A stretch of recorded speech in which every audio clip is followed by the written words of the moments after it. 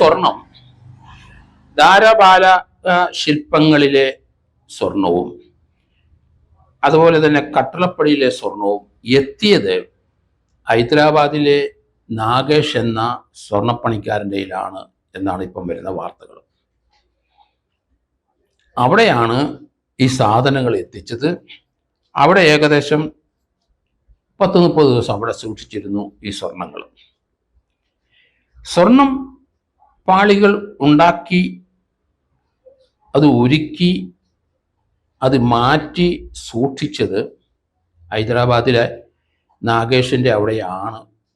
കൽപേഷാണ് ഇവിടുന്ന് അത് കൊണ്ടുപോയത്. നേരെ അങ്ങോട്ടാണോ പോയത്, അത് അവിടെ പോയി ഉരുക്കിയിട്ട് അത് തിരിച്ചു വന്നു അതിനുശേഷമാണോ ഇത് പലയിടത്തും ചെമ്പ് പൂശിയ സാധനങ്ങളായിട്ട് കൊണ്ടുപോയി പല സ്ഥലത്തും പൂജ നടത്തിയെന്നൊക്കെ നമുക്ക് വ്യക്തത വരാനുണ്ട്. പക്ഷേ നാഗേഷിൻ്റെ അവിടെ കൊണ്ടുപോയ സ്വർണം അത് പോലീസ് അടിയന്തരമായിട്ട് കണ്ടെടുത്തേ പറ്റുള്ളൂ.